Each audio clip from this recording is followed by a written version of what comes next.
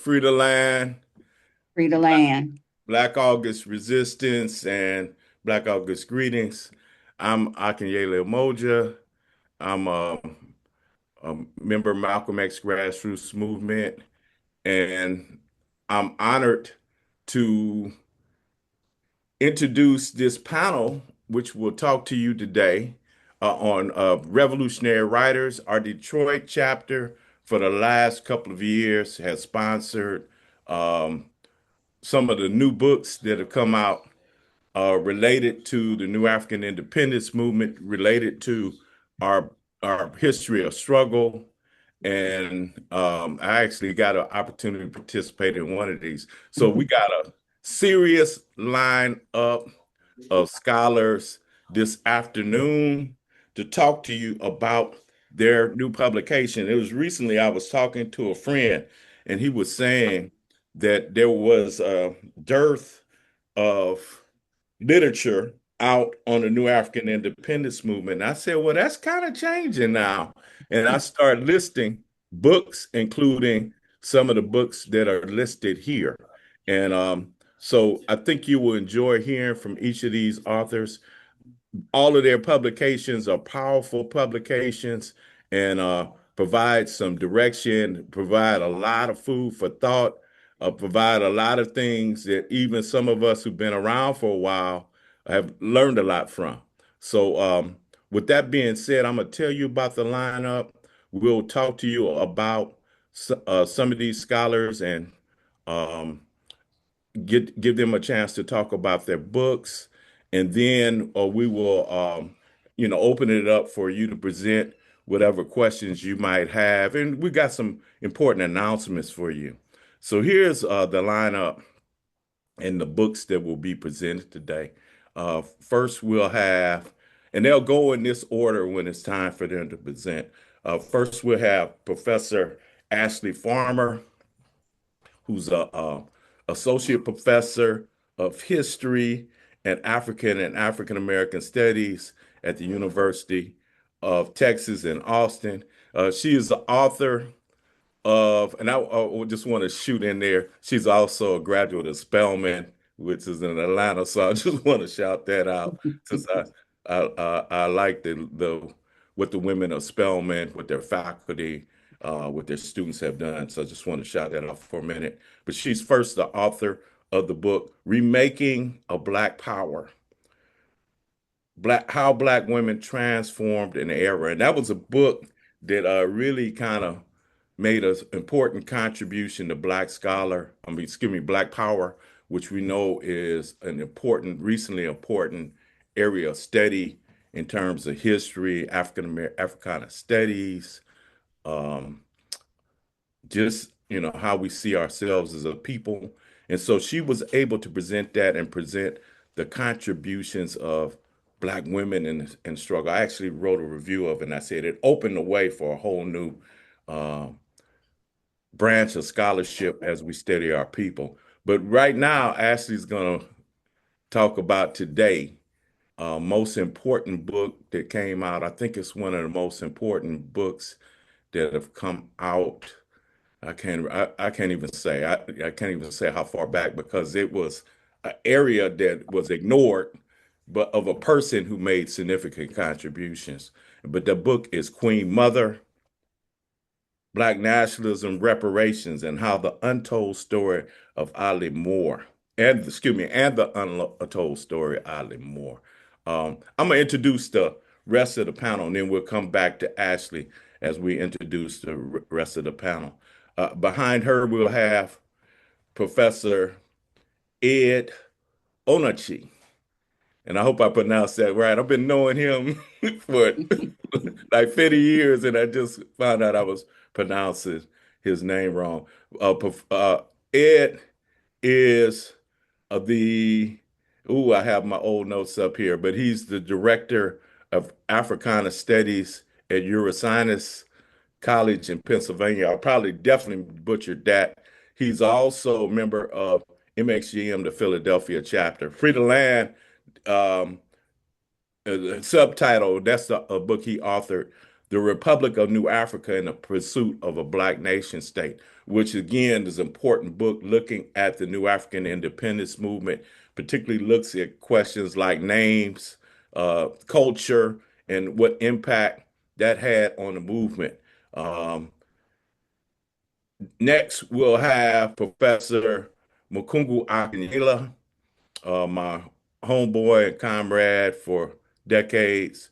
He's associate professor of Africana Studies at Georgia State University. He's also a marriage and family therapist, and he's the co-founder of the New African Peoples Organization, the Malcolm X Grassroots Movement.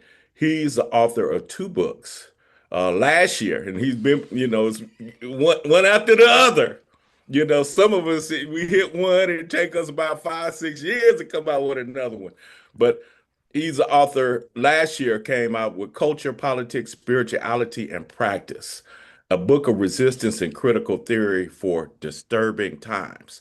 Very important book, sort of memoir and theory, because he ties that in there as well. But this year, and he'll talk about today, testimony therapy, decolonizing mental health for Black therapists and clients. And y'all know, and Makungu comes in the tradition of Frantz Fanon and looking at how we as a people can use mental health for liberation. Okay, so he's going to hit on that in a particular type of therapy, testimony therapy. And finally, today is the birthday of one of our ancestors, comrade attorney Chokwe Lumumba, who, it's been since 2014. He passed 12 years ago, and today is his heavenly birthday, August the 2nd, 1947. And so we're blessed to have the first book to come out on Chokwe. There's been other publications, but this is the first book. And from a unique perspective, it's coming from a family member. So we have Shushanna Shakur, who's the founder and director of the Heritage youth program based in Detroit. I forgot how many years, but it's been decades. I think Shoshana's been doing that program there. And I could say a lot more about her, but she's one of the leaders, or if not the leader, of the MXGM Detroit chapter. And so Shoshana has a lot of history in the movement, going back to her high school days and her family being a part of the struggle. Ashley would like to know, probably would like to know that Shoshana came home one day and Chokwe, when he was a young man, had Queen Mother Moore and other leaders at the house. She was going to tell on him to the parents, like, what you doing having this meeting up at the house? But anyway, uh, so her book that recently really came out late last year, is The Memories of My Revolutionary Brother, Chokwe Lumumba. So in the order I presented them, first we'll go with Professor Ashley Farmer. And I just want to also personally say, I've known Ashley probably since she graduated, got her PhD at Duke, I believe. And then, is that right, Ashley? Harvard. Harvard. Oh, damn. She got the Ivy League, Ivy League PhD. And but I met her right after then, and she had written articles about not only Queen Mother Moore, but Dara Bubakari, who's another one of our Queen Mothers. And she was working on that first book, but when she told me Queen Mother Moore, I said, finally have somebody, because Queen Mother Moore is, as she mentions in the title, one of our unsung sheroes, freedom fighters. I think if we think about the pantheon of Black freedom fighters, she's certainly up there as one of our key saints. So we applaud Ashley Farmer as she comes on to talk to us about this critical, well-written, engaging book Queen Mother. Thank you. And thank you, everybody, for being here today. I'm excited to be amongst people who have held Queen Mother in their spirits, have held Queen Mother in their archives, in their houses, have held Queen Mother in their minds and their testimonies, and have shared them with me. Dr. Umoja, was an immense help in writing this book, just sharing and connecting me with people. It's just a real joy to kind of be amongst people that have these memories of her and understand her importance. So what I'm going to share today, some of it may be, very new to our folks who are just learning about more. Others will have, a really deep knowledge of more. But I hope either way, there's something to talk about today and maybe something that you find new in the book if you choose to pick it up. So as Dr. Umoja said, I started writing about Black women and Black power probably 15 years ago. I was in graduate school and kind of obsessed with this idea that there had to be more, right, to my understanding of what women wanted out of revolution, why they would sign up in droves for everything from, say, the US organization to the Panther Party to Black feminist organizations.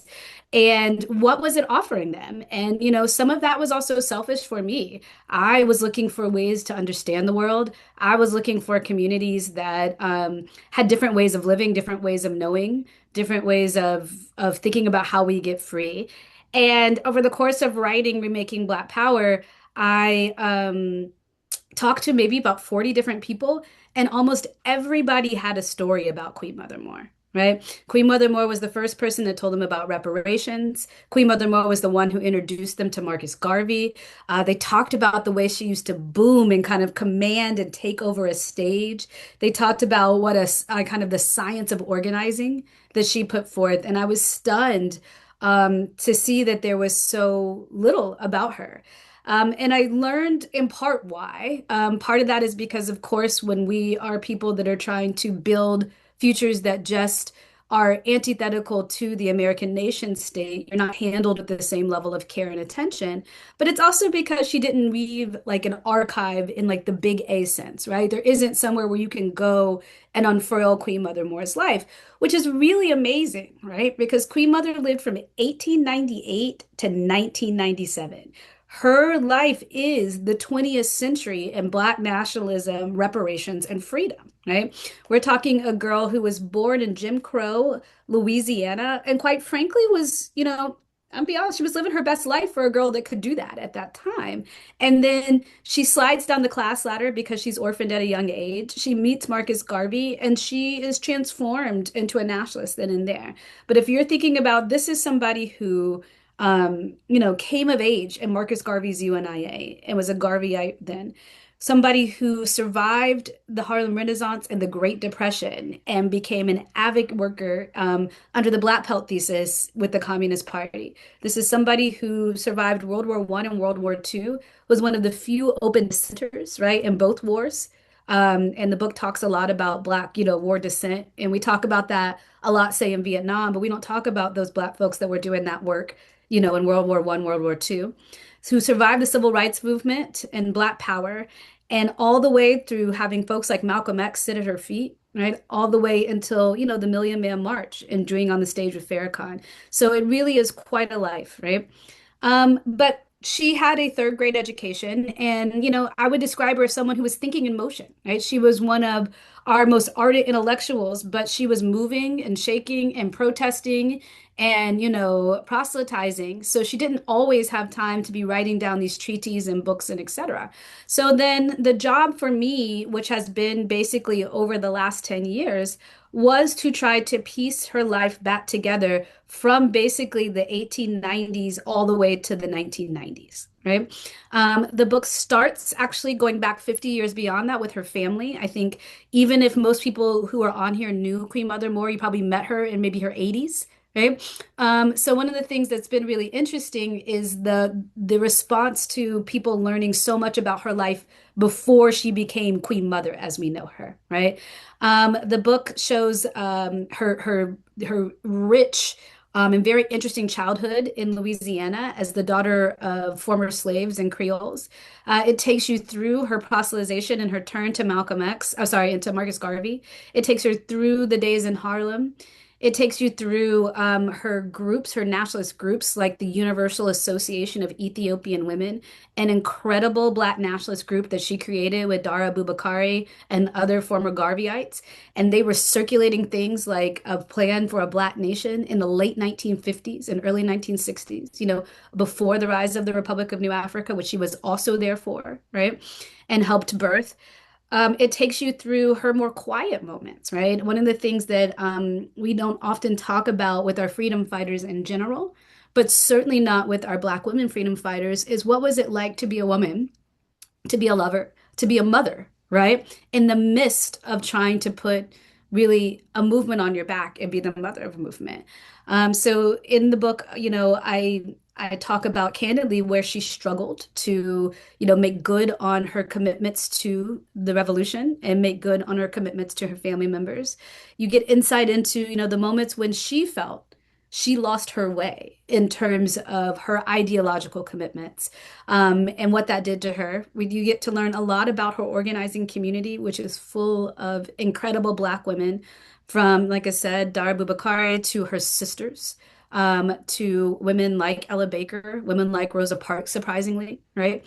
And others. And I hope that when people kind of pick up the book, you certainly get, a cradle to grave biography of Queen Mother Moore, which hasn't been done before. But I think at its best, it's an organizing manual. One of the things that Moore teaches us is how to stay the course. When she was in her 20s, she set her compass toward an idea of Black liberation, toward an idea of reparations, toward an idea of land, right? And Black sovereignty that she did not know that she was going to get in her lifetime, right? It must have felt in some moments very close, like during African decolonization, right? And the rise of the RNA, other points farther away. But she battled and she stayed and she created community and she kept her compass pointed towards that, come what may. And I think that, especially in this moment, though not exclusively, right, it can be hard to kind of keep one's eye towards what we're truly working for. And Queen Mother offers an incredible model of how to do that, an incredible model of how to do coalition building.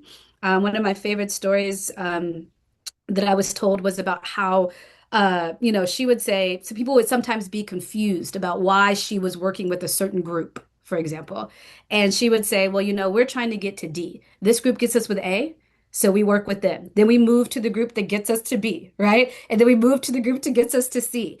And so she had she was grounded, right, in her politic, but flexible enough in her organizing structure and her ability to work with people even if they weren't entirely aligned. And I think in this moment, especially, that's an incredible reminder.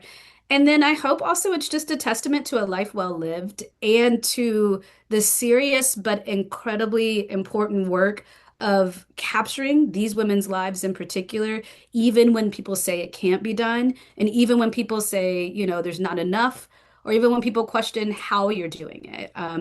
They deserve to have their lives written down. It may take longer, it may look a different way because we keep each other in different ways.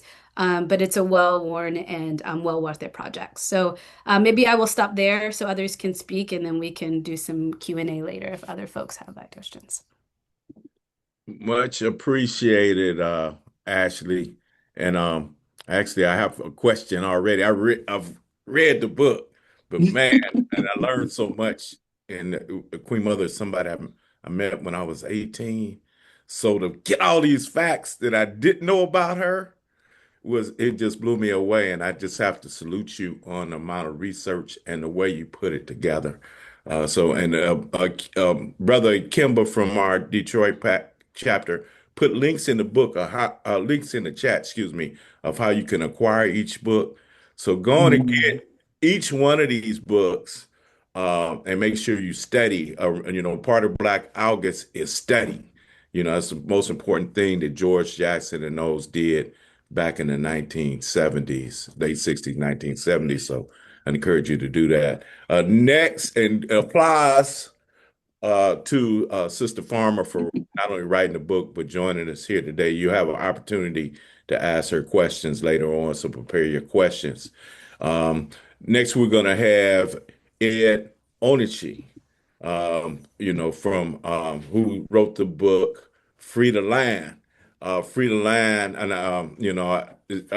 have been blessed to know him since he was a graduate student at University of Illinois, Champaign-Urbana. I actually traveled with him to where he was getting in some of his interviews. He interviewed some folks I knew. So I think this is the first. Is this the first scholarly book on the provisional government of the Republic of New Africa and the New African independence movement? So we have to salute him for that work, and it's certainly like inspired a lot of people. A lot of people love the cover. The cover of the book reminds us of one of Baba Mari's books, but he's been diligent on the case. And I didn't tell the authors this. One of the things I want them to address later is what's your next project? You don't have to do that now, but we'll talk about that later. But Brother Ed Onaci. Greetings, free the land, Black August Resistance. I'm really happy to be here among people who all have been my teachers in many ways. So thank you to the panelists. Free the Land is, as I like to say it, is the first full history of the New African Independence Movement. It's not the first scholarly monograph on the PGRNA. In fact, political scientist Christian Davenport has a book called How Social Movements Die, which looks at the ways that social movement organizations mobilize and demobilize over a period of time. His book came out a few years before mine. Mine is the first full history of the New African Independence Movement. And the book's analysis is driven by what I call lifestyle politics. And to put that simply, it's the ways that people's daily lives were a reflection of their ideas, their beliefs, and their political actions.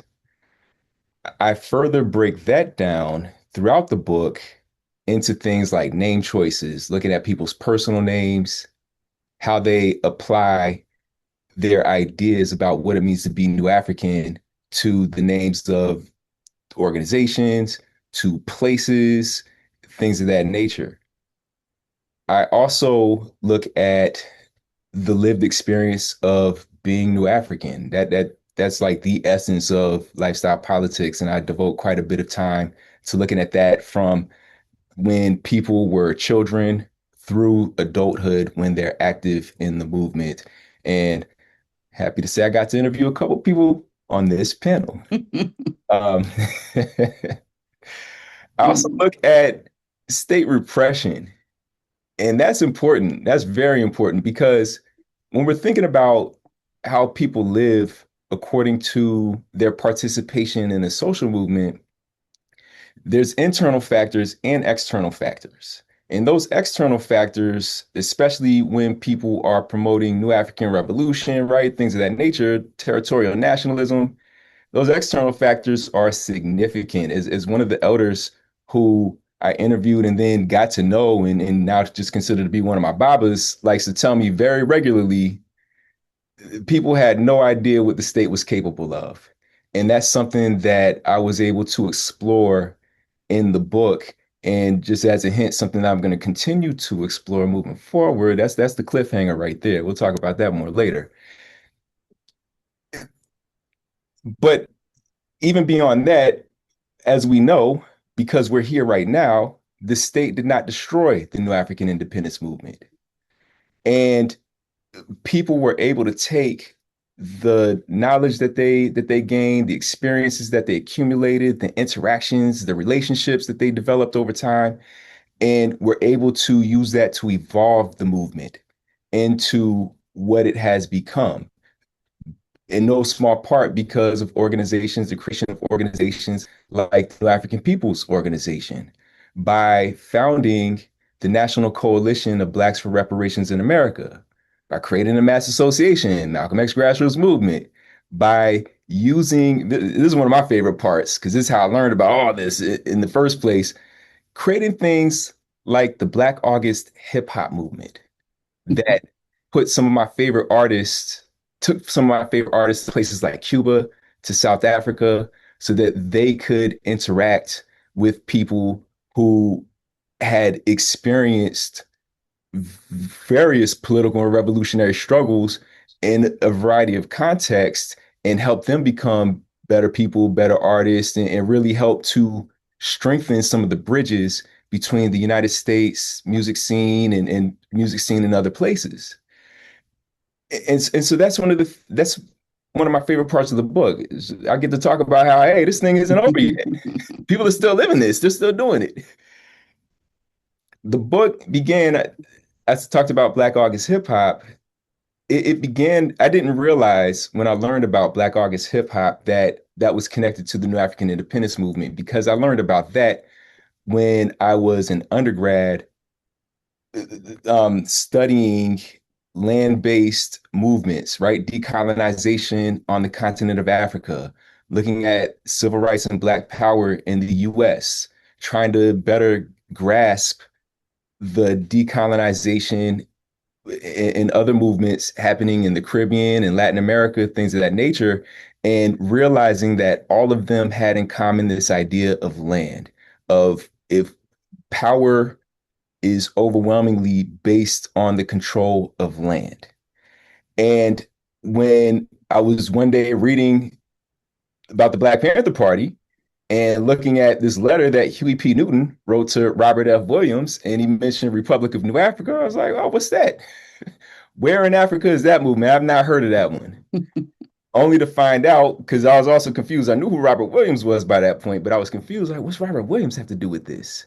Only to find out that it's actually based in the United States of America. It's the ongoing attempt to liberate 5 U.S. states from the U.S. South and to create an independent Black nation state. And as I started looking into that, just trying to better understand that movement, I realized, especially when I first started working on this, there was nothing. There were mentions of Republic of New Africa in a few books, a couple history books, couple political science books from like the 70s, and that was about it.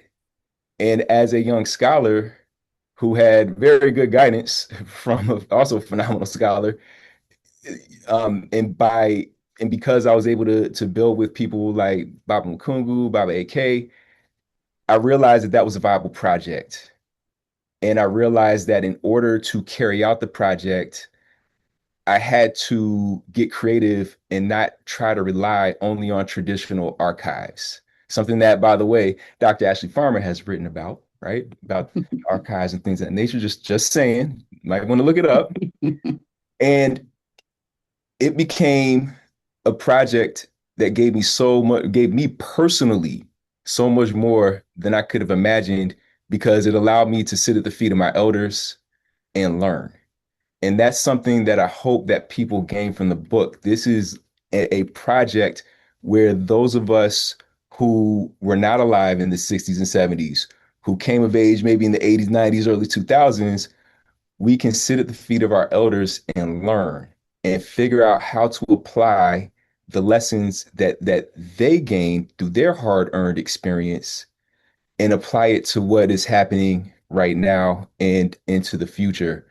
And so with that, once again, I'm proud to be one of the scholars who's actually been addressing that lack of New African independence movement scholarship. There's much more to come. And with that, I'll yield to Baba Makungu. Actually, I think Shushanna's next. Oh, okay. Or if you want to go that way, we're flexible.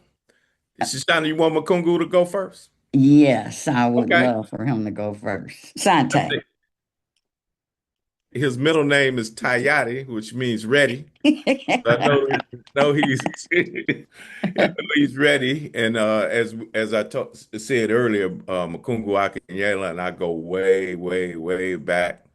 Um, uh, we're family, literally family. I think we got some kids and relatives married to each other and stuff like that too, or bloods in there somewhere. At one But time. and we just so happen to teach at the same university. My name gets confused for his and vice versa all the time. But these two books, but he's going to talk about the last one. I think is real important and useful. Be Mhm. useful for a whole lot of people, as he says in the title, for therapists and for people, which is all of us, who need some decolonizing of our minds. So, with that being said, I turn it over to my brother and comrade Makungu Akinyele. Sir, thank you, Brother AK.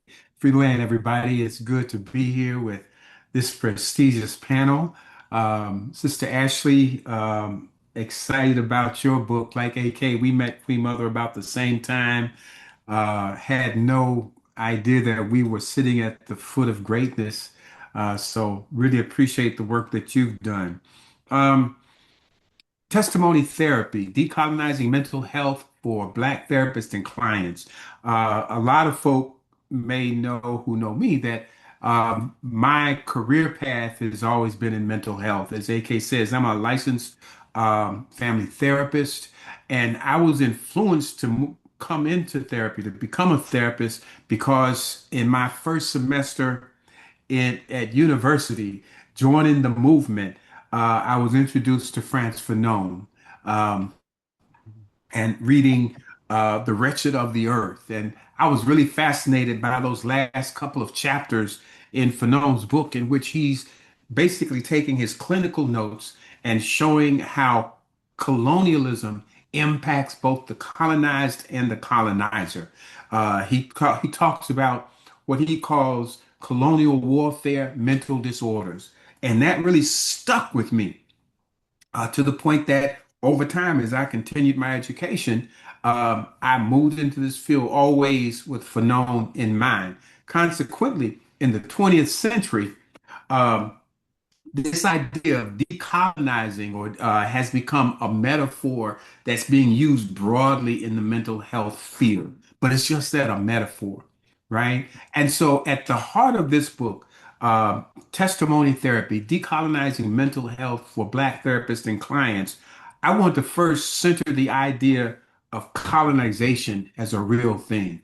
At the heart, I argue that colonialism is not a metaphor for New Africans, for Black people, for brown people, for indigenous people, for the people of Hawaii and Puerto Rico, and the other islands that are being controlled by this country and other European countries. Colonialism is a real historical thing and a real present thing. Its colonialism is the political, economic, social, and cultural exploitation of one nation by another for the economic, political, and cultural benefit of the oppressor nation. We see that in the everyday lives of Black people when whole communities over the last decades have been cut off by federal freeway systems that cut us away from important institutions in our community, when we don't have access to education, healthcare, housing, care that would benefit our people. But on the other hand, our oppressors, so-called white Americans, get super benefits from our own exploitation. Why is insurance higher in Black communities than in white communities? Because by charging us a higher fee, white people are able to get lower fees. Years ago, this organization did an experiment. We looked at prices in grocery stores in the Black community and then looked at the prices at the same stores in the white community. And the prices in the Black community were much higher than the same products in the white community at the same store. But guess what? On top of that, what we found is that often the products in the Black stores were out of date. What does that mean? They were moved from the white stores after they got old, put into the white stores, right? And the prices raised, which then allowed them to keep the prices lower in the white community. That's called super exploitation, right? That's historically what colonialism has done to people. But what this book also argues is that colonialism has an emotional and a mental impact. And that's what I call coloniality.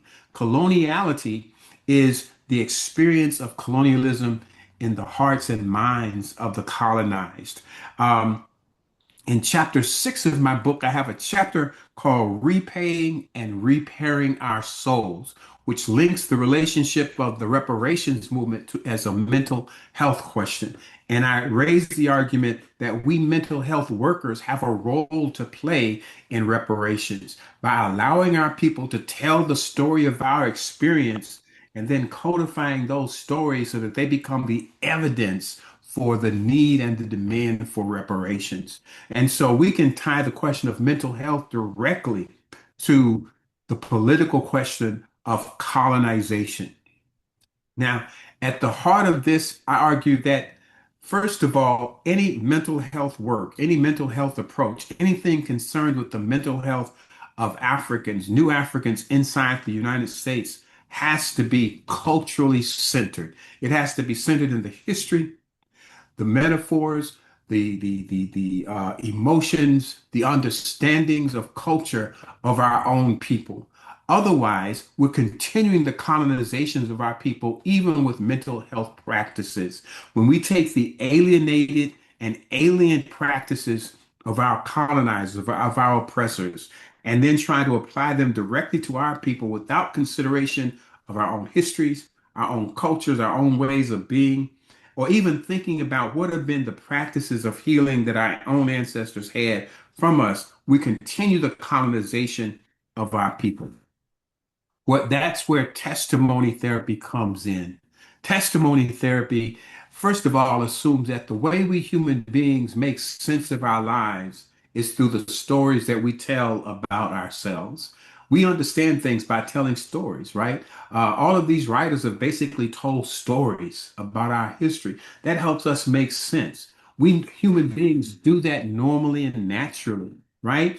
If I think that my life sucks, I'm going to tell you all kinds of stories about how sucky my life is. Everything I talk to you about is going to be how terrible my life is, so I can make sense of my life by telling a story about that. Now, does that mean that every part of my life has sucked? No, right? There have been parts of my life that are great, but the narrative that I've created in my own mind about my reality is one that my life sucks. That happens for Black people too. What is the story that we tell about ourselves, that we tell about each other, that we have gotten from our colonizers? Black people can't never do anything right. The white man's ice is always colder. That's that sense of coloniality that has us thinking that we are inferior, that our problems are grounded in our blackness itself and not in the social conditions that surround us, right?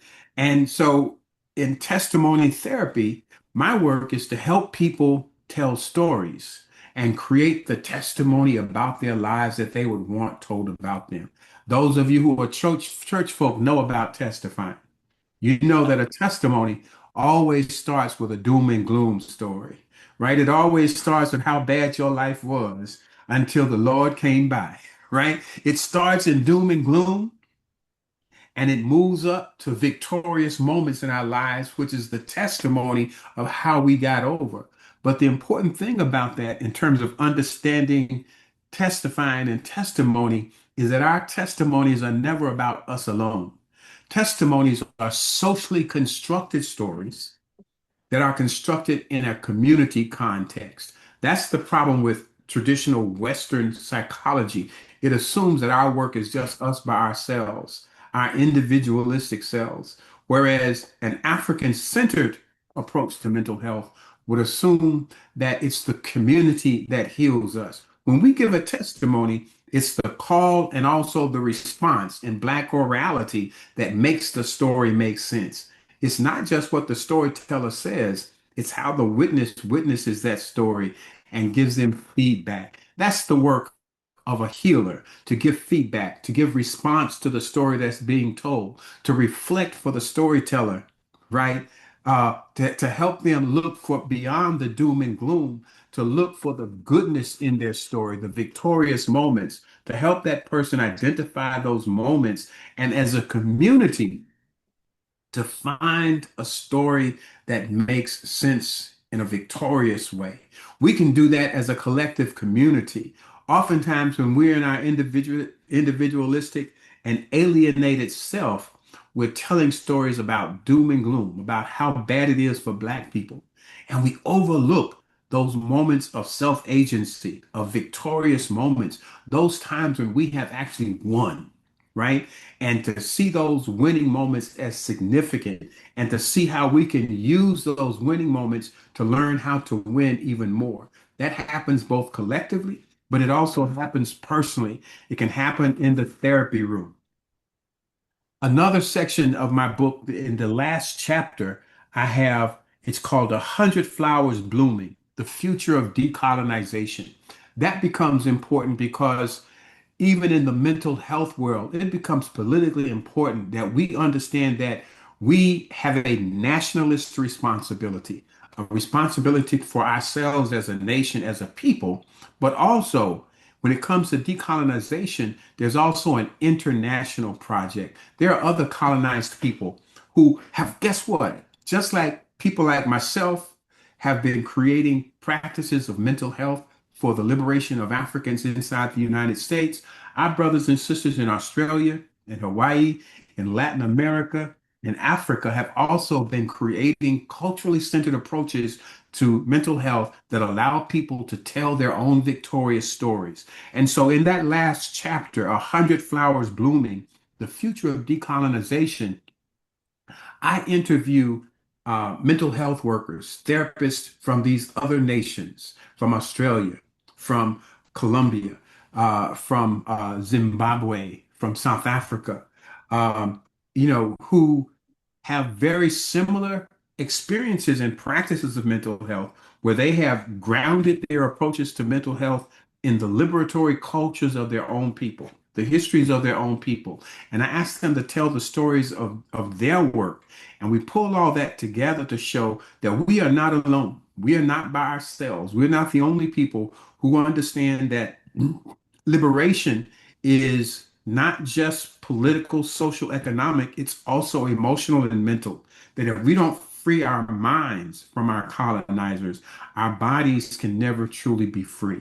So I hope that that makes sense in terms of giving you a general understanding. I believe that this book is both for practitioners, but it's also for people. If you enjoyed reading Frantz Fanon, Black Skin, White Mask, or The Wretched of the Earth, and really understanding how he talks about the relationship between colonialism and mental health, my hope is that you'll also enjoy Testimony Therapy, Decolonizing Mental Health for Black Therapists and Clients. Peace. Man, peace. Sante Sana, Baba Makungu. I was thinking we kind of came a little full circle because Queen Mother Moore used to talk about oppression, psychoneurosis. Absolutely, absolutely. So you In our talk. minds. I know about how we tied. She tied that to reparations as well. Absolutely. We had to Absolutely. denegroize. There you go. Denegroized. Gotta So denegroize. we coming full circle on it. And one of the students of Queen Mother Moore was Baba Chokwe Lumumba. And so we're going to hear from his sister, Shushanna. I think I met Shushanna like in 77. She was working in a law office in Detroit Mhm. for Chokwe. And it wasn't just a law office, it was a lot of community activity. They were handling cases for political prisoners and people I had read about and heard about. And she was right in the mix of that. She wasn't a lawyer, but she's right in the mix of getting Mhm. everything moving. And so she is definitely qualified to speak on the history of one of our heroes and freedom fighters. And so we turn the mic over to Mama Shushanna Shakur. Asante Sana, Robert Akinyele, and revolutionary greetings from Detroit, everyone. I am so honored to be here. And as I sit here and think of all the things that my brother have done for me, this is proof, living proof right now today, being in a forum with these brilliant scholars and writers and authors. Chokwe at a very young age surrounded me with people like you all. And in his absence on this planet. It's still happening. And I've just been mesmerized from Ashley. Oh my God, your storytelling is just remarkable. And I just can't wait to read the book and find out how did you get all this information on Queen Mother Moore. I mean, yeah, no, I just have to find out. She was a library, right? And you just got it all together and you have it in writing for us. And then I have to, before I can even talk about this book on Chokwe, I have to thank Brother Onaci. I want to just call him Brother Ed right now. If it were not for this brother, he mentioned earlier that writing his book, Free the Land, he learned from a lot of the people he interviewed who became his teachers, Baba Akinyele, who is one of them. I was interviewed for the book, but actually, Brother Ed became my teacher. And he it gave me the assistance to put my book back together that had already been written on Chokwe and to put it in format where you all could be reading this book. So I want to acknowledge Brother Ed for that. And then we spoke about Akimba a few minutes ago. This is his birthday too. Chokwe was born today. Akimba, who is the godson of one of Chokwe's mentors, a legal mentor, Gahidi Milton Henry. So he's born today also. And Brother Makungu, wow, you are I'm watching you, but when I close my eyes, I am hearing Brother Amari Opadeli over and over and over again in our nation building classes where he drilled in us. He taught us all about colonialization and the damage that it has done to our people and the need for the Republic of New Africa. And, you just further instilled that in me here today. So I just want to let all of you all know I appreciate everything you've done. And for being a part, those of you on this call, of my brother's circle, Baba AK. I mean, you all go way back. Like he said, he met me at the law firm, running around doing things for Chokwe. But this book is what I consider my labor of love. When Chokwe left this planet, I didn't know what to do with that information. And so I decided it needed to be told. His story needed to be told. I considered Chokwe an unsung hero. Some people, a lot of people who knew him and loved him and respect him knew how powerful this brother was. But there are so many people who don't and wouldn't have a clue. So I'm like, they need to understand. The political prisoners Chokwe represented. I mean, Asada Shakur, Geronimo G. Jagger Pratt, Jamil Amin, Matulu Shakur, Tupac Shakur. The list goes on and on. And when I hear about all of these great people, read about them, learn about them, I'm like, my brother was right there. He was there and he was serving the people, and he had to do a lot of sacrificing to serve people, right? Not just the political prisoners, but every client that he served. He gave them the best defense that he could give them. So I talk about those things in a book. And what else that I wanted my book to encompass is what other people relationship was with Chokwe. When I first started writing the book, I thought, how can I talk about Chokwe evolving into a revolutionary when I wasn't there in the earlier days? Because, see, I'm a younger sister. I'm 8 years younger than Chokwe. So then I thought, well, our eldest brother, he would know how they grew up. And it's eight of us, it's eight children, and they all are speaking in this book, and we all had different relationships with Chokwe, and we're all giving others insight of how this quiet, for the most part, young man, awkward at times, he was big for his age coming up, how he evolved into a revolutionary. So the book is about that, and then it's not just the siblings; it's his law partners who he worked with for some time, it's his comrades.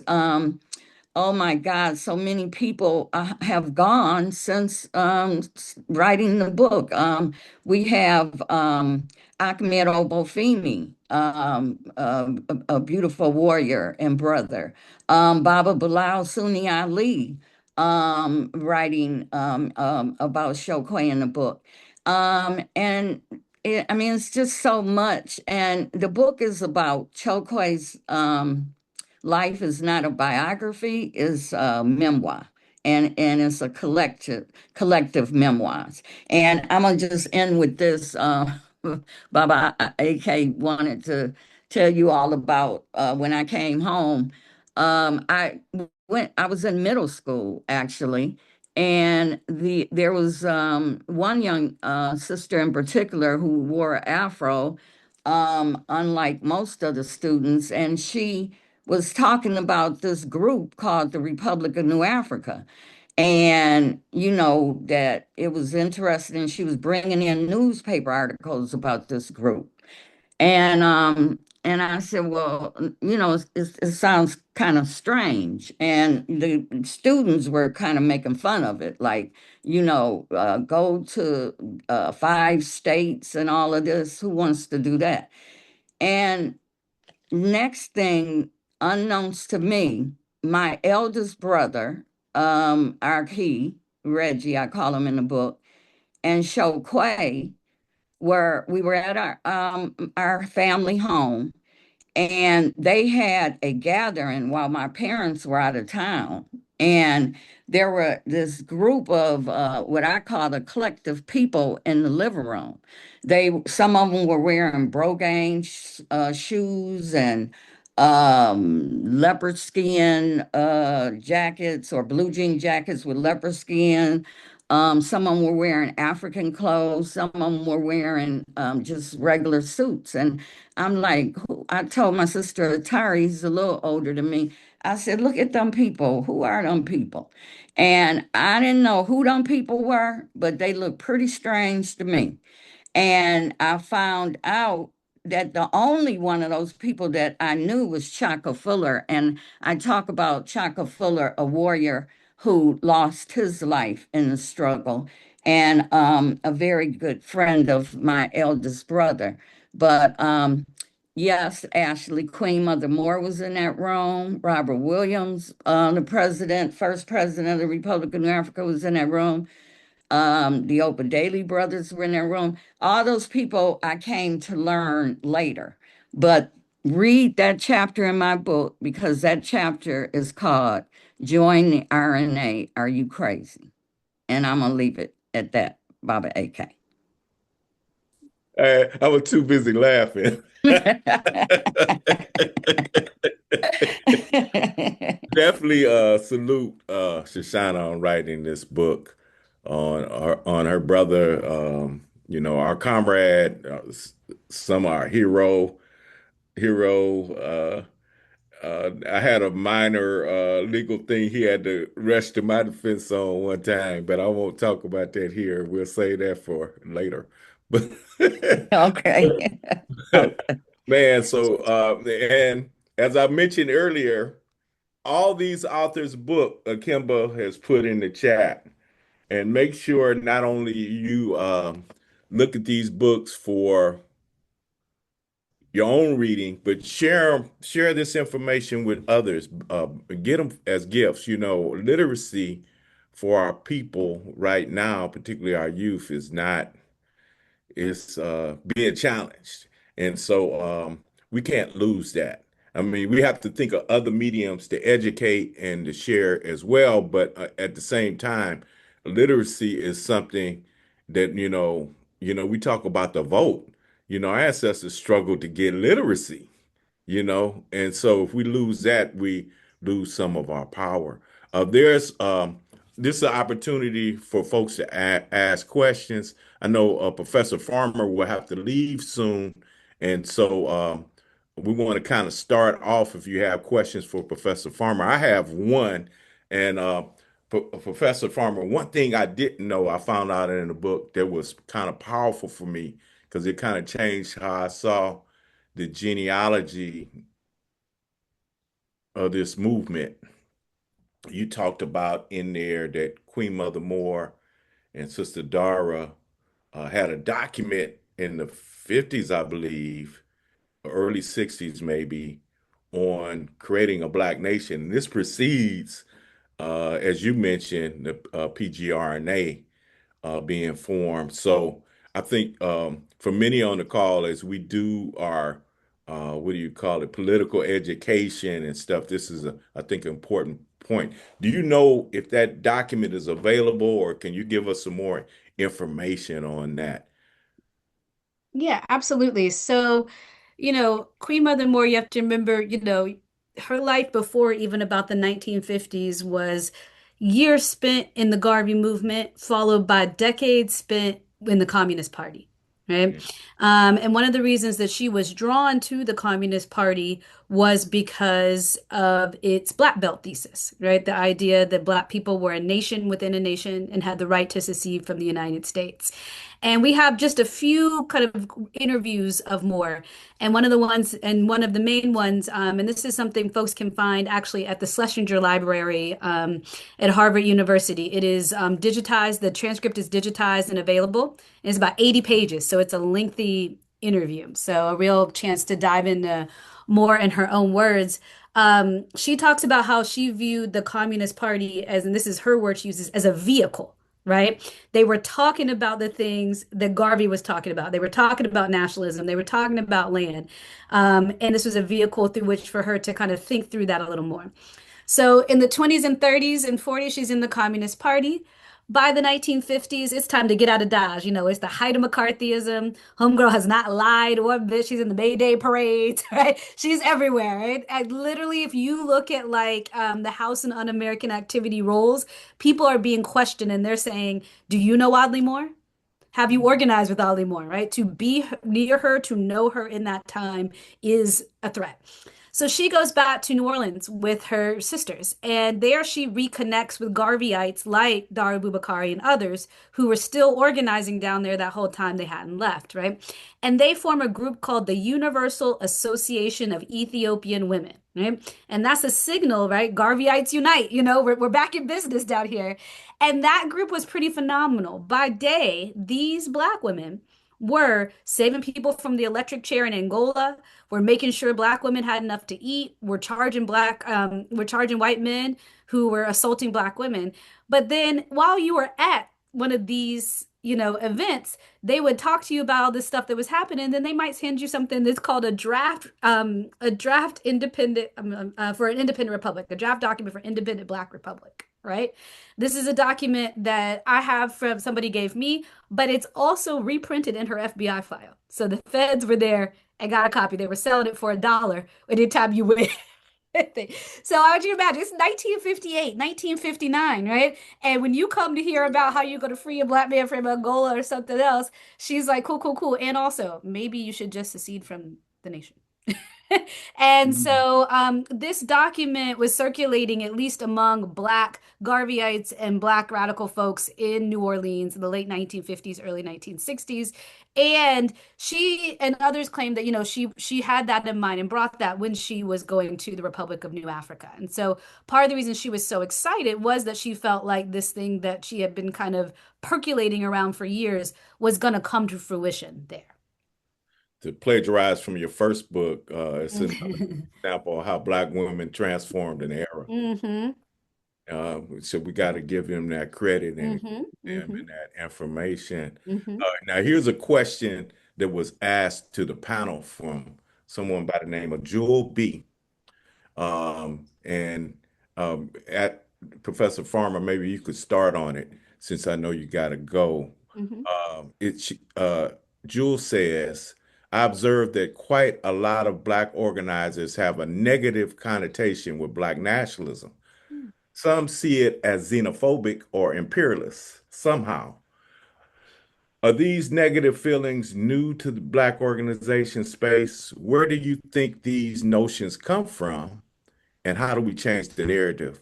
Lastly, how do you think Black nationalism is at odds with globalism? Mm. The question might be, is it at odds with Yeah. globalism? But Um, Maybe I'll just take one subsection to give folks some other thoughts, right? And that's maybe from the Black women's perspective on nationalism, right? So, as I've talked about, spent, my career talking about women who find a lot of value, right? Both as individuals and as a community in nationalism. But nationalism as it's been practiced, not necessarily as it prescribes, right? But as it's been practiced, has oftentimes put Black women in kind of a secondary or subservient role, right? The idea is that they are the mothers and molders of the nation, but never the leaders of the nation, right?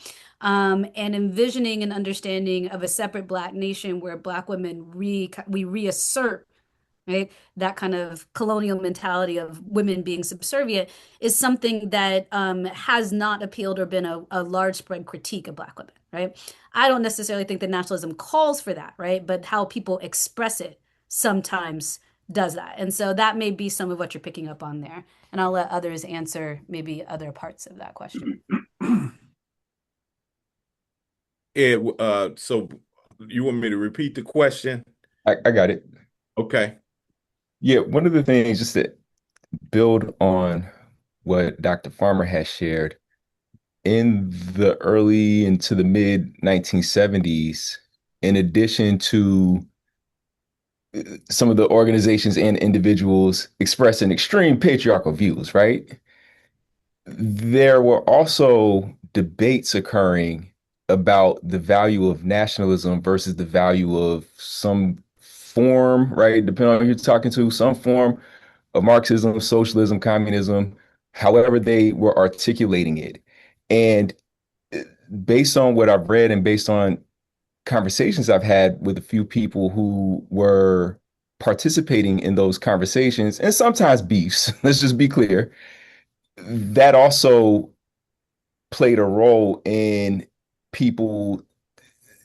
I mean, there's a lot to say about this, but at that time, that played a role in how people were thinking about, talking about, and acting upon nationalism. Some people were kind of allergic to it because they understood it to be at odds with working class struggle. And of course, there were plenty of people, right? People on this panel, people who we talked about, people like Baba Chokwe, who understood that they don't have to be at odds, that they can work together, and many who at the time and moving forward developed a self-criticism of their own sexism and misogyny. And so people started to do better on those fronts. I think the modern day question is different though. The modern day question, if we think about this, we're in the context of ADOS and things like that, where they are absolutely xenophobic. And they use the language of nationalism and reparations and Black freedom to replicate white supremacist ideas and apply them to themselves.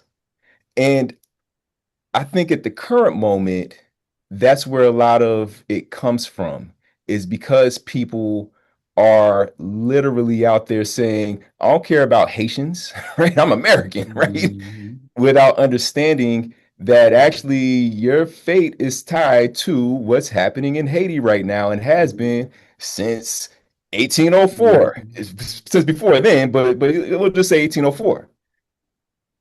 And so we have to understand both that longer history of people legitimately debating the value of nationalism versus other ways of thinking about liberation with what is happening now, where some Black folks don't realize that they're African people and maintain a hatred of Blackness, of African people, of anyone who, this is not necessarily what they say, but this is what I perceive in what they say. Anyone who they don't see as being some sort of dominant power that they think they should be replicating. Shushanna, I see your hand. Yeah, I just wanted to go behind that and say the example I gave about me as a young girl, not fully understanding what the Republic of New Africa was about. It was like it wasn't popular to want to be a part of that. It was strange. That group of people appeared to be very strange. But then all these years later, that group of people that was in that room encompass so much brilliance and genius and courageousness. And I remember Chokwe saying that one of the reasons why he decided to go into the Republic of New Africa as opposed to the Black Panther Party is he said there were various reasons, and he didn't have anything against the Black Panther Party, but it was more of the intellectual thing, the philosophy and the ideology, I think, with him. And all of those people that were in that room, they were just, brilliant people. So the back to that question, it's like people are not understanding nationalism and what it really is. And they're afraid of it because they don't know it. So that's what I think. And Makungu, you have something you want to weigh in on that? Yeah, I think, man, this is a multiple piece question. It is. Um, Nationalism itself, the whole idea of the nation is a so-called modern idea that comes out of the fact that white folks left Europe and established colonies here. And that's where the national idea. But also for us, nationalism is at its heart a religious movement, right? It starts with the idea, I think Black people being influenced by American nationalism, the American Revolution, then being influenced by stories from the Bible, Israel, God wanted, freeing the people and our whole identity. But also the other part, the complication is there are nationalisms, right? And I think most people who criticize Black nationalism are staying stuck on that religious core. They think about the Nation of Islam. They think about, the Moorish Science Temple. They think about those nationalisms, but they don't know, where you had that, you also had the African Blood Brotherhood, right? There's that strand of revolutionary nationalism that ends up and comes through Queen Mother Moore, comes through the Republic of New Africa, which understands that our struggle is not just a national struggle, it's a class struggle, right? That understands that at the heart of our oppression is international capitalism and imperialism, right? Which says that there are roles for both men and women in this struggle. But the nationalism that gets lifted up the loudest and talked about the loudest is, like I say, the reactionary nationalism, which is grounded in these ideas of, places for men and places for women. And that's what gets talked about. Anytime you have even a modern young person that wants to criticize nationalism, they quote Stokely, which may or may not have been said. What's the place for women?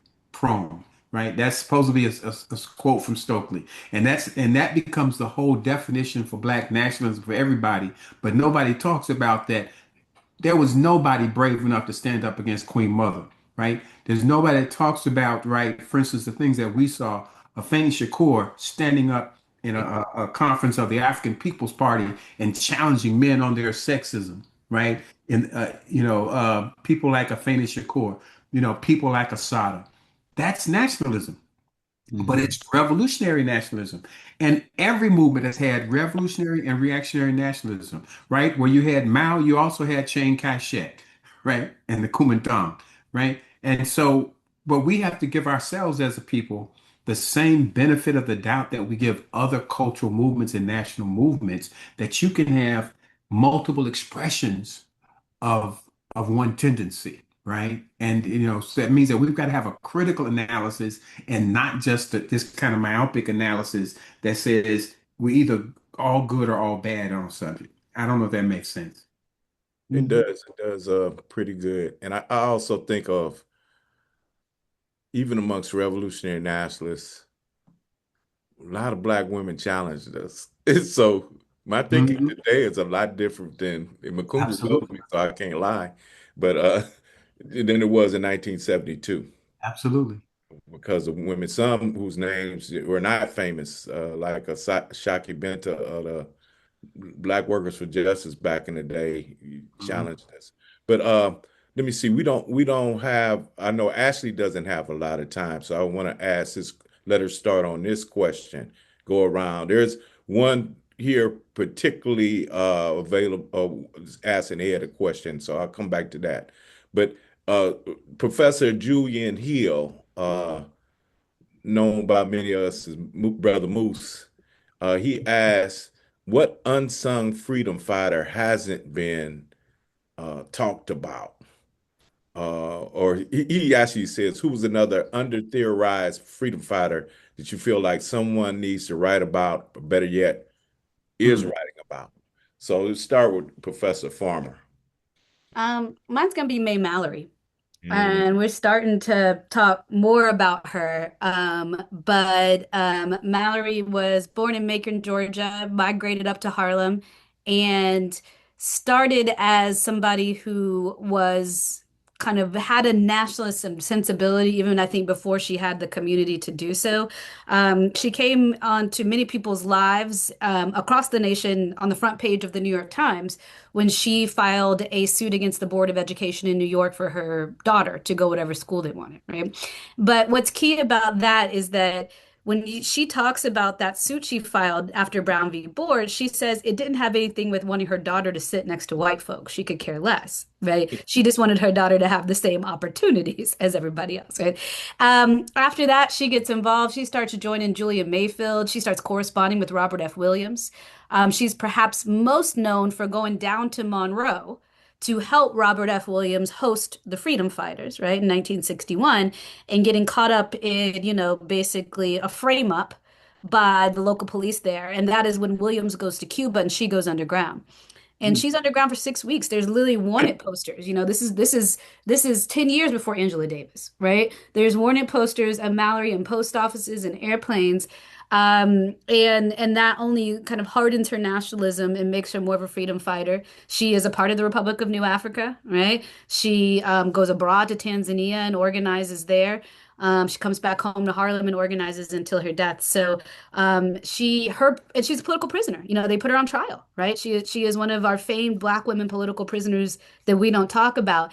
And her writings during her time in prison, again, this is predating a lot of those folks that we maybe know a little bit better, really offered incredible class analysis, right? And incredible gender analysis, and really kind of laid plain a lot of the issues that we see people take up in the 60s and 70s. So I've written about her a little bit. There's a great book by Paula Seniors. Her father helped organize to free Mallory, but I would love to see a real cradle to grave biography of Mallory. And so just keep in mind, we haven't announced that on the 18th, Oh. August 18th, we're gonna do a second one of these. And Paul Seniors, who wrote the book, May Yeah. Mallory, Oh, or fantastic. Monroe Okay. Defense Committee and World Revolutions will be on the end. But that being said, no, Yeah. we did not know enough We about don't know enough about Mallory. her, right? Yeah. Mhm. Yeah, Hmm. in the book, Robert and Mabel Williams' book that I helped edit, Hmm. she's mentioned. We put a Hmm. footnote there, so maybe people will look up Yeah. later I mean, on. and just funny. Yeah, Like yeah. that's the part, like that's part of the beauty of talking about more too. And I really want to emphasize, like, we talk about the people working in theory, but like these are real people. Like Moore was hilarious, right? Like, I mean, I mean, right? You know what I mean? And like had a sweet tooth that was, Dutch, you know what I mean? Like there's just things about people too. These are whole folks, and sometimes it's mixed up in some things that are really antithetical to our politics, like we all are, right?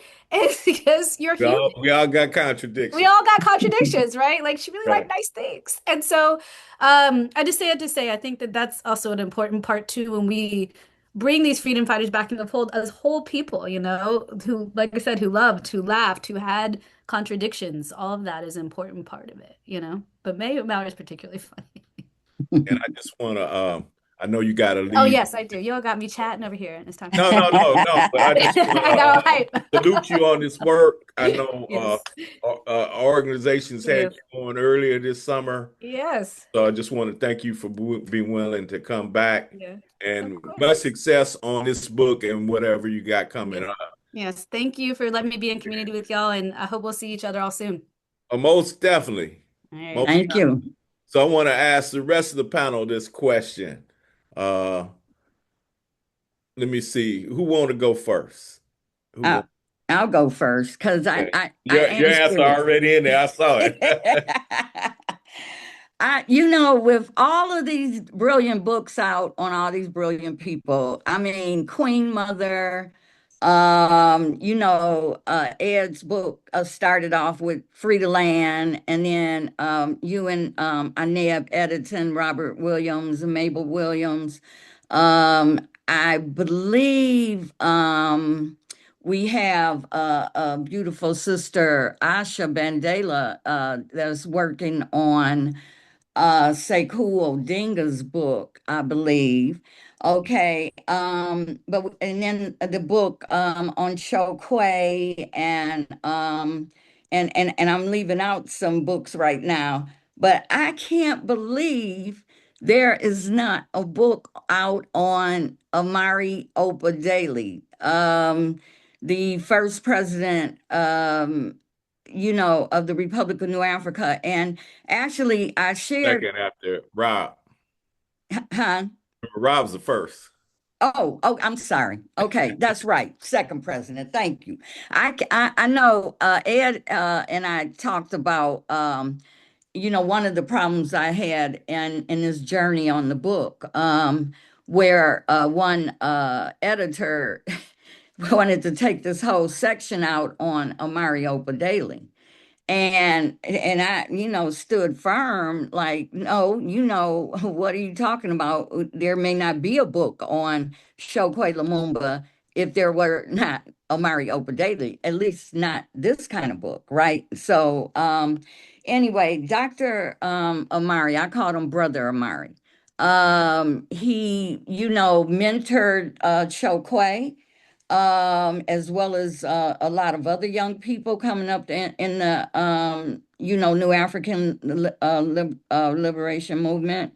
And there should be a book out on him. And I think someone is considering doing a book on him and Gahidi, his brother, Milton Henry.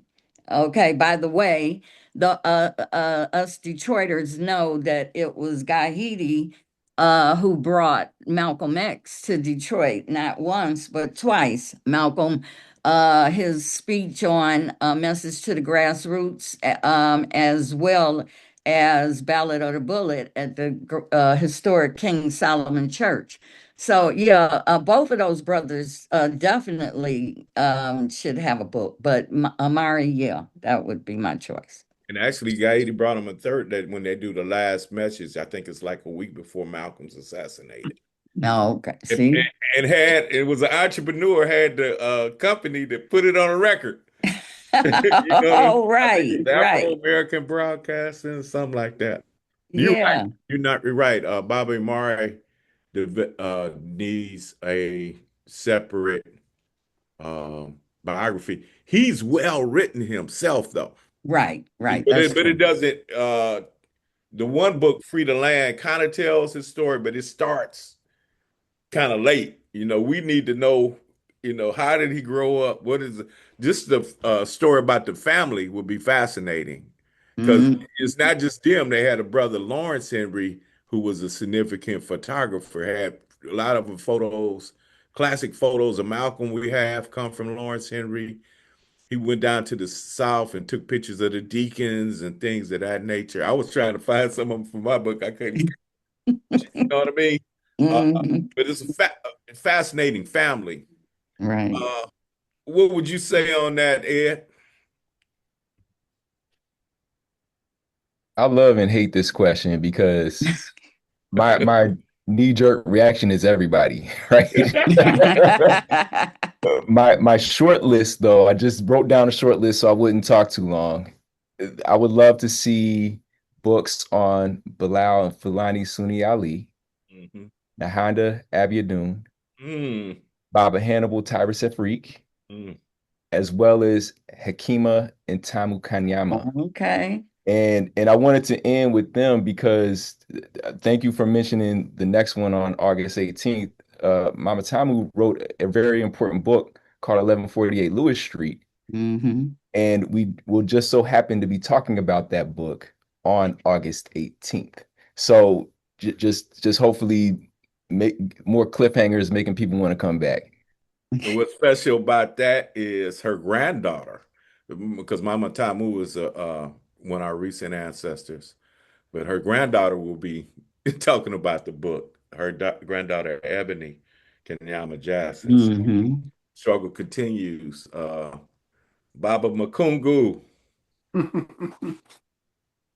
I think all those folks that everybody just named, but as people are talking, I think it's important. Biographies are important, but I think also in terms of more about movements and whatnot.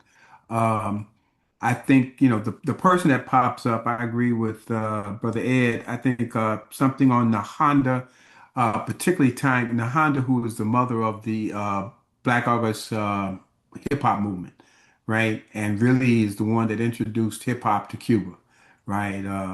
And I think her legacy is very important. I know my wife is going to be doing some writing on both her and Asada, and they had two very different styles of organizing, which I think can be helpful. I appreciated Sister Ashley's talk about Queen Mother's approach to organizing, which I know was probably very influential to both me and AK. Uh, but Nahanda was a very street level organizer, right? She's the kind that organized in the clubs and whatnot, and that's an important understanding of how you connect with people. But then I think also in terms of movements, um, the influence from the West Coast, I think in the House of Umoja, which was a West Coast expression of Ram, which was a whole different expression of what we've come to know in terms of revolutionary Black nationalism, would be very important. I would agree with all of those. Hmm. And I do know Hmm. the family of Matulu Shakur is working on something on him, which I think will be important. There are a couple other projects I've heard about. Um, um, there's not a biography coming out on Bilal, but his family is working on a publication of his own writings. Hmm. And so again, we're building a canon on this thing. Here's a question specifically for Ed from Nahilsi Yamanu Olu Oluwatoyin. Excuse me on my colonized linguistics. Free the land, shikamoo to the panel and the host. And I'll say marahaba to that. Question is for the good brother Ed Onaci. In the book, you mentioned lifestyle politics, New African political science. Can you touch on that brief yet in depth in regards to what it means when deprogramming from the individualism and capitalist white supremacy influence decolonization, similar to Baba Mkungu's Mhm. talk of testimony therapy? We're doing some of that testimony right now, too. Shoshana definitely started with testimony. Shay. Yeah, absolutely. I love this question and thank you for it. Very important. Yeah, we have to talk about the New African political science. One of the way that I understand it and actually open one of the chapters of the book breaking this down, having looked at some documents that a couple of elders put together, was this is the framework that can help guide the strategy and the tactics, right? This is, in that framework depends heavily on not only helping people understand that African people in the United States make up a captive Black nation, right? Not only helping people think about and begin to move according to international law that states very clearly that oppressed people have a right to self-determination, but also identifying the the trying to think.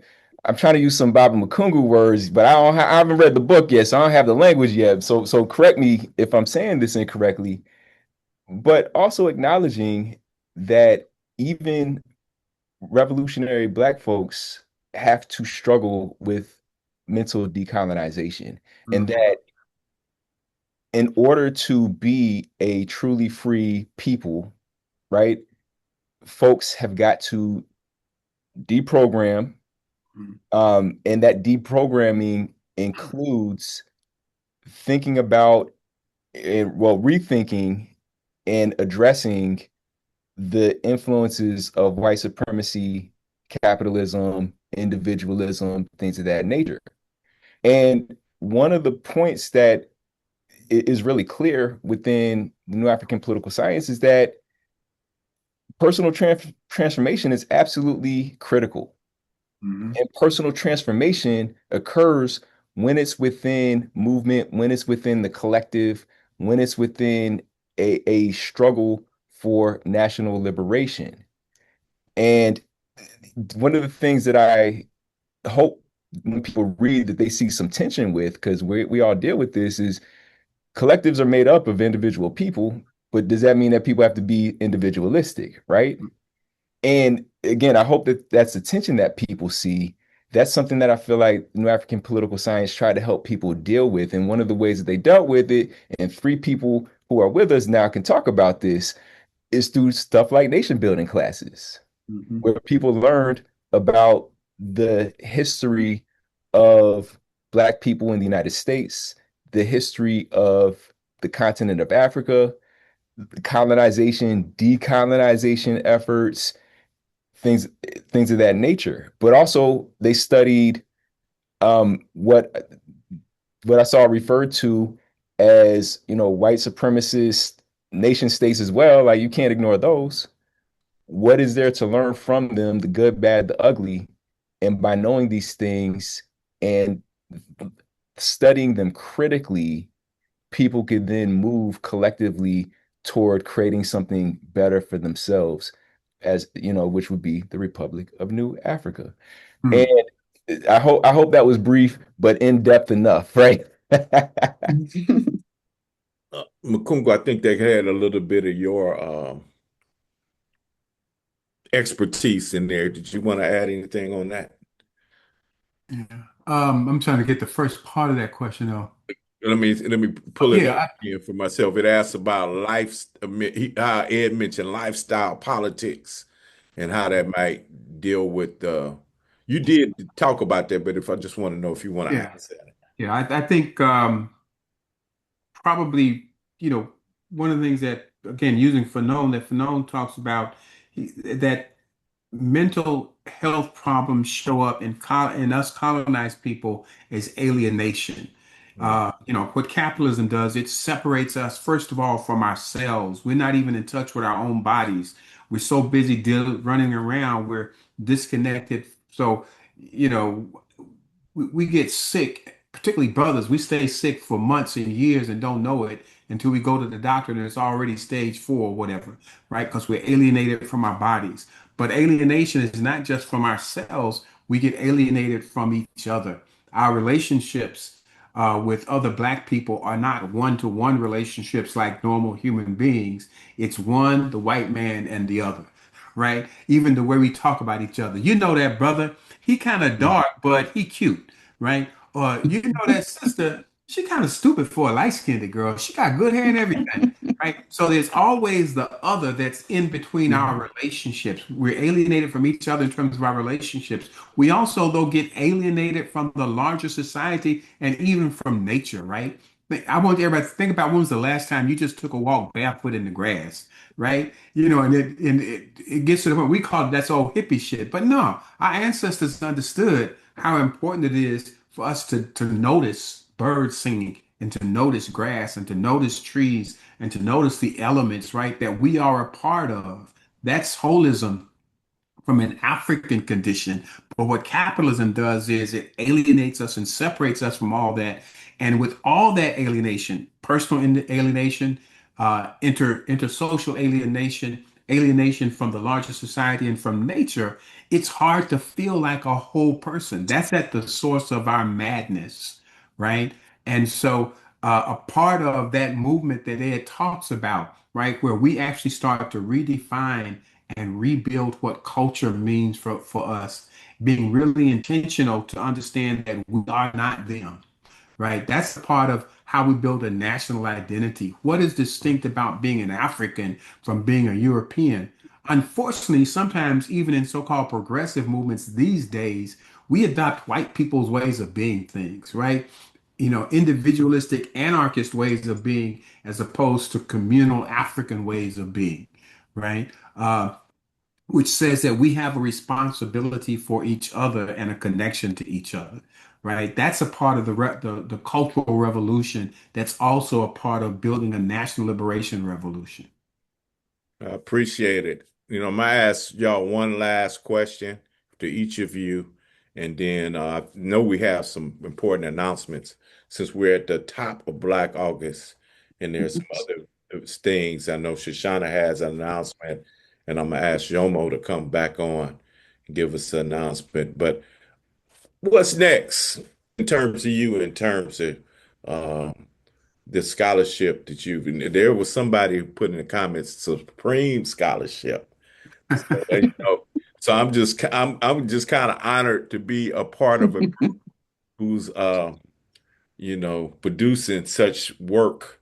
And the thing, as an author myself, I kind of feel like once I've done that, it's like a child, it's gonna outlive me. It's gonna be there for a while. Mhm. So, do y'all have any other plans in that regards, or even with this project, what are your plans? Let me see who we want to start with. Let me see. Shoshana raising her eyebrow. I'm gonna start with you though. She gonna Okay. talk later. Well, mine is probably the easiest because this was pretty much it for me. Just, it was just so important to for me to get this out about my brother, about our brother, Chokwe. But I always laugh and I tease people like Ed who helped with the book. And I'll say, well, my next book is going to be on writing the book. Right on. Let's go. Let's meet it.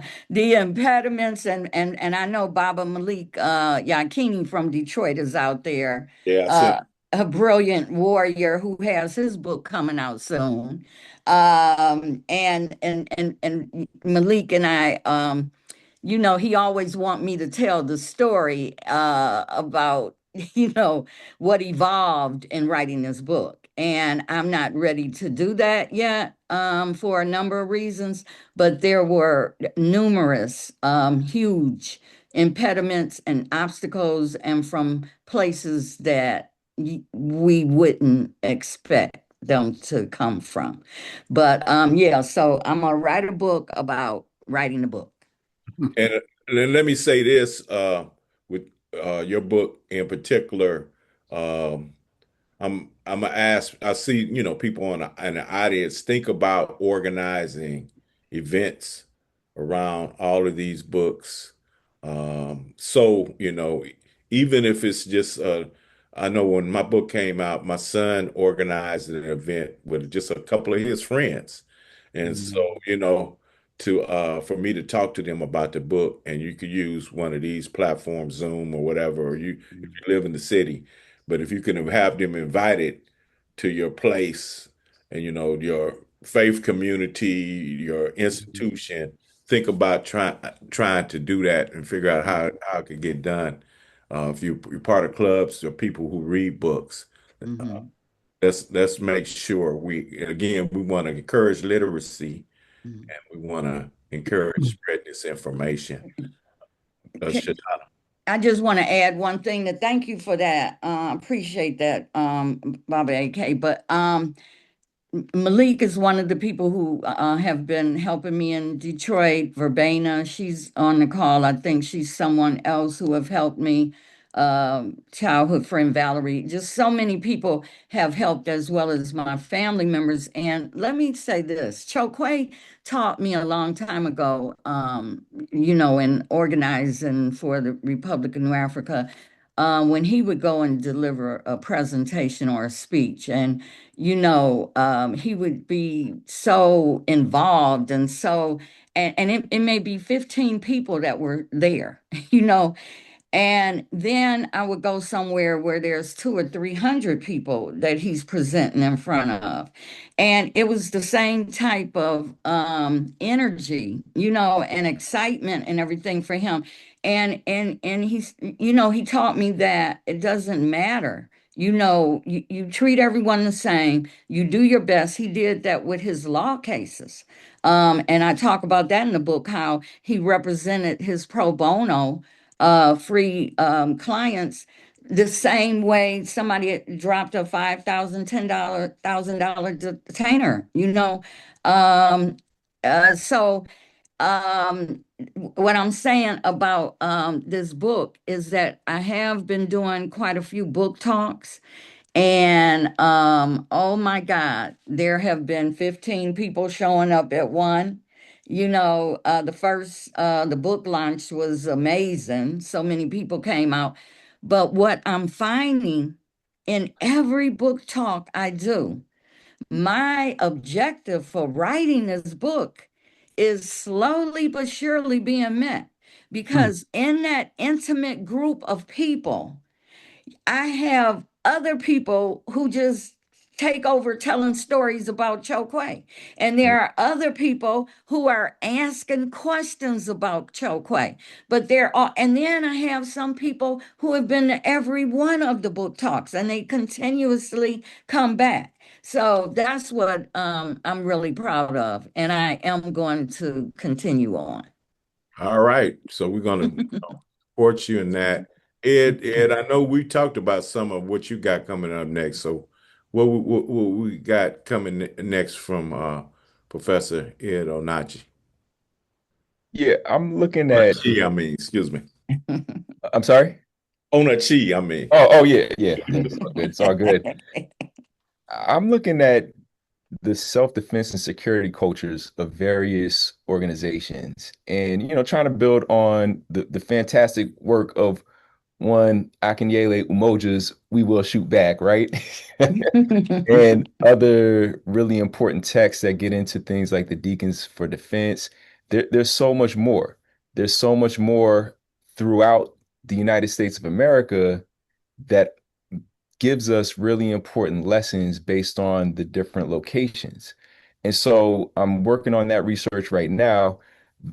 I'm I say the self-defense and security cultures because my thinking is, lead with the guns, but then, and I see this quote in here from Baba Malik Yakini in the chat, but then start talking about other things such as why is it that a bushel of greens is so revolutionary, right? What does that have to do with self-defense and security? And I'm looking at more than that, but the things that I've been working on right now have been looking at the security in the ways that most of us would think about it, right? How do you have locations secured? What about individuals and groups and things of that nature? What does it take to defend in a variety of situations, from trying to defend a group called the Mothers for Adequate Welfare, right, against police attacks, but also how do you defend a whole community when there is national conversation about white militias organizing to do X, Y, and Z to Black folks, right? And so definitely definitely working on that. But more important, not more important, as important, is more important to me because I grow food, right? So I think about that a lot. But as important, how do you secure yourself from things like hunger, which we know have been used as weapons to try to beat people into submission and compliance, right? One of the examples that many of us are probably familiar with is Fannie Lou Hamer, who, when she registered to vote, lost her job, and part of what the white supremacists did was they tried to make it so that she and people like her could not eat food, right? Hmm. Especially not healthy food, Hmm. right? And by creating something like the Freedom Farms Hmm. cooperative, she was able to secure people enough so that they could act politically. And so I'm interested in exploring that more as a form of community defense, as a form of security that can allow people to act independently and according to their own needs and objectives, so that with hopes that people can achieve more than we've been able to achieve up to this point. And so I'll stop there. That's the taste. There's more to it than that, but that's the quick taste. Very important work coming up that hoping people not just read but put into practice. Mhm. Bob Makungu, I'm almost afraid to ask you this question since you come out with 2 books in 2 years. But do you have Uh, it? yeah, I started working on the working title is Eight Bowls Full of Life, an African-centered life cycle model for healing Black families and communities. But it's talking about that some of you have seen the ritual that we do for weddings, funerals, baby naming ceremonies. That's called the Eight Bowl ceremony. But I grounded in the Dikenga cosmogram, the Congo cosmogram, which I think is probably the oldest cosmology that influences Africans on this side of the water. And just I ground that life cycle, those lessons learned from the eight bowls in the Kanka cosmogram, and look at how we can use it for healing rituals for ourselves. Again, going back to Brother Onachi's piece about basically creating a revolutionary culture intentionally that distinguishes us from them, that takes us away from a colonized culture. Very good and salute on that. Very much encouraged to see these projects come out and just offering to any of you if I could support, let me know. Um, Brother Zaid, Baba Zaid Muhammad put in the chat, if you could put to the panelists, if you could put your contact in the chat. I know he does a lot in terms of promoting scholarship and freedom fighters and political prisoners in the work, particularly he does with the Malcolm X commemoration committee, based in I don't want to just say New Jersey because he brought it in New Jersey, but he does that work. So if you panelists, if you could put that in the chat for them. I just want to, I know we have a few announcements. I know Shoshana has an announcement. I want to call Jomo back on to announce what MXGM has coming up for the rest of Black August. And I just want to say, man, I appreciate being a part of having conversations with all the four people who were on today. I know all of them. Some of them I know longer than others, and I've worked with all of them or help. Some of them I help in developing their projects, but I um, just was a personal good time for me to be here, be with you, and to hear you talk about your work. I know this was asked. This will be available on the MXGM's channel on YouTube. And so make sure you all get it and circulate it and share it with others. As you also should get copies of these books if you don't have them and let other people know. That's still one of the main forms of communication, us letting our friends and family and circle know. So with that being said, Shoshana, you ready to come up and make your announcement? Okay. Yeah. And I want to say Asante Sana to you, brother AK, for being here with the Revolutionary Writers series from the beginning. And I was a little bit apprehensive when it started. I'm like, oh God, how is this gonna go? And you make it move, you make it flow, and it feels so good. And we learn so much every single time. The writers have just been awesome. And Brother Zaid Asante Sano, for all you do for our people. We loved you here in Detroit. He presented with us for Malcolm's, I think it was the message to the grassroots. All those brothers came on who had actually presented with Malcolm X at the church. And that was just an amazing time. But the announcement that I would like to make, Jomo will be, Brother Jomo will be explaining the upcoming MXGM events, and one of them is a event for my nephew, Chokwe's son, who is also the former mayor of Jackson, Mississippi. And we are making a plea to the community, to you all on this call, and all our other brothers and sisters from all around, to join us in supporting Chokwe Lumumba, who he and his family need all the love and support that we can give him.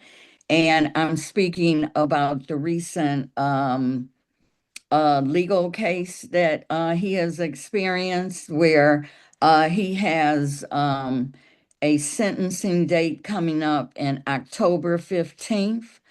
And that's October the 15th. Antar put in a plea to conspiracy. And I'm not going to go into any legal explanation because I'm not able to do that at this time. But we need most likely coming up letters of support for Chokwe Lumumba, who served as a mayor for 2 terms, who did some magnificent things, not because I said it. Go and do your research. He stopped the state from taking over the school system there, from taking over the airport from there. He was able to get Biden's administration to send in money to fix the water infrastructure or work on it. And I mean, the list goes on and on and on. And I'm just going to read a short little reflection that a sister of ours in the movement wrote regarding this matter.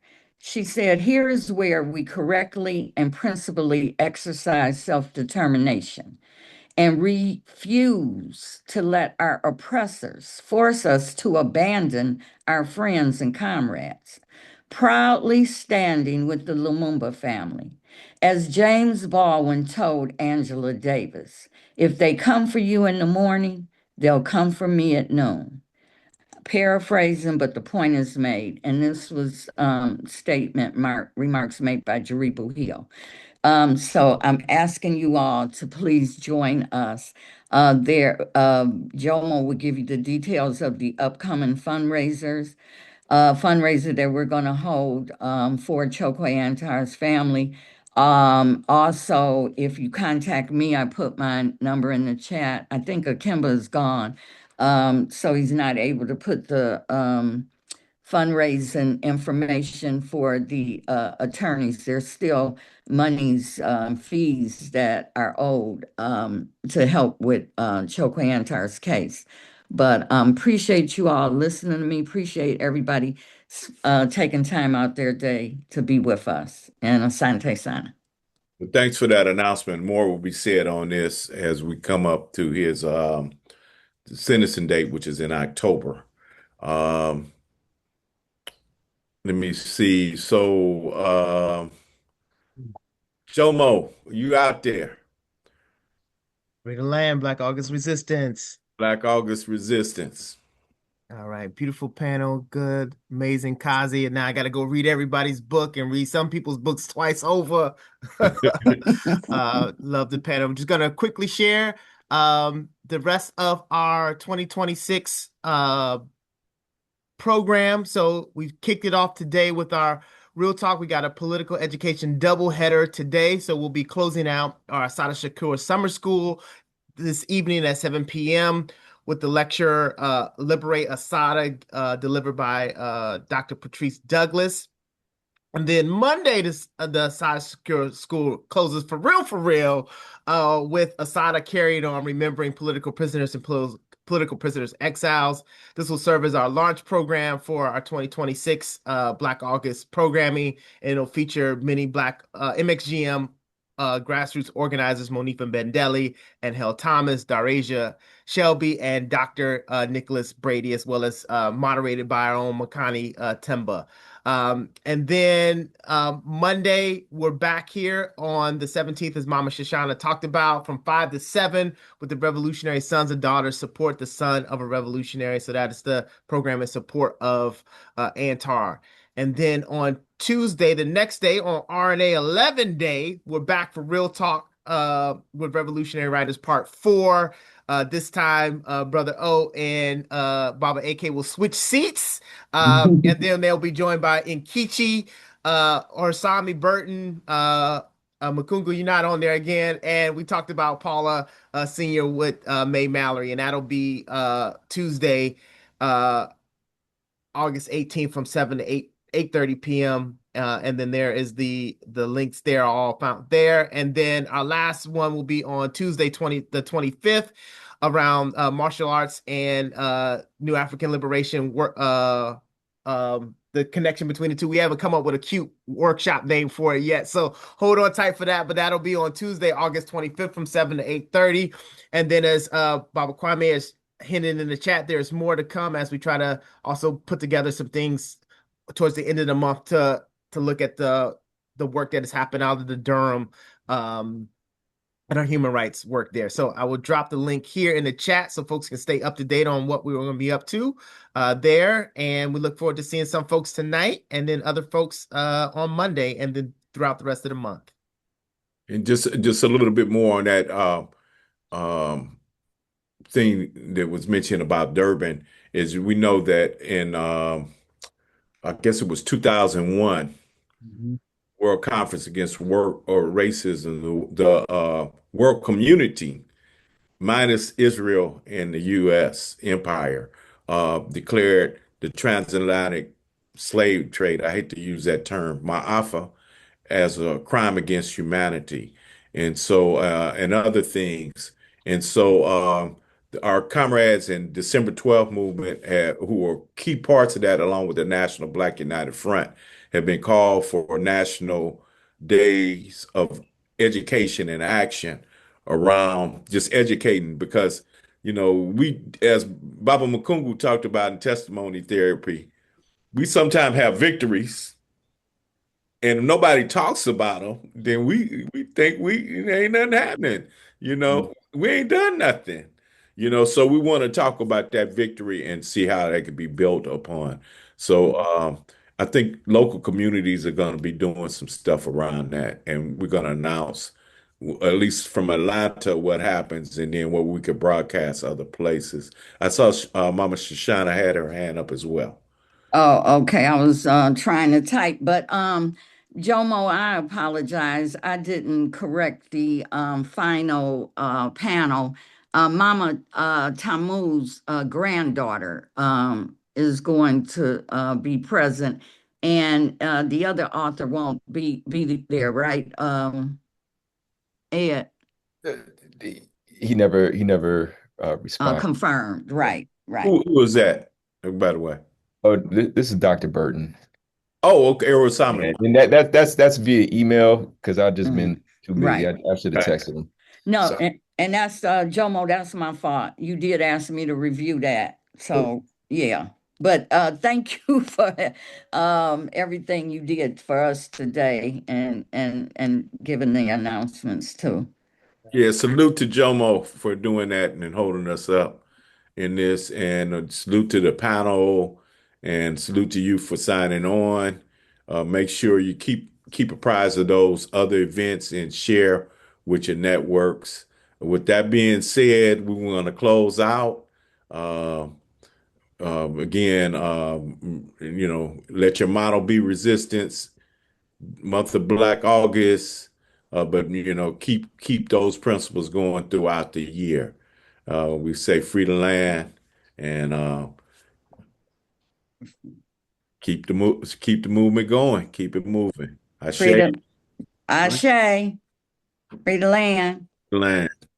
Thanks for joining us.